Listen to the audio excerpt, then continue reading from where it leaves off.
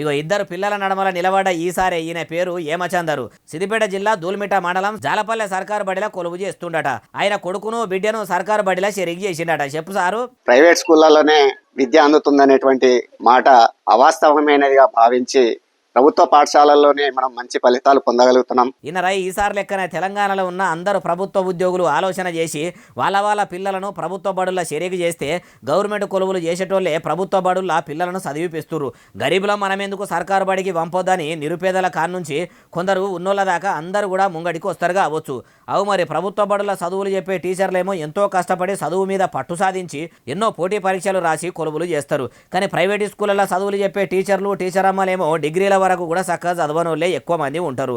అసొంటోళ్ళ తాన విద్య నేర్చుకుంటే విద్యార్థులకు ఏమొస్తుంది? ఫీజులు పోతాయి లచ్చలకు లచ్చలు. ఎన్ని ప్రైవేట్ స్కూళ్ళల్లో ఎంతమంది పిల్లలు ఫెయిల్ అవుతుండ్రో చూస్తలేమా? సర్కారు బడులనే చదివిపిస్తే మంచిగా చదువులు వస్తాయి. ప్రైవేట్ బడుల్లో చదివిపిస్తే అంతా ఏం రావు. ఇప్పటికైనా అందరూ ఈసారి లెక్కనే ఉంటే ఫీజుల భారం తప్పుతుంది. పిల్లల అయ్యవలకు కూడా ఏ బాధ ఉండదు.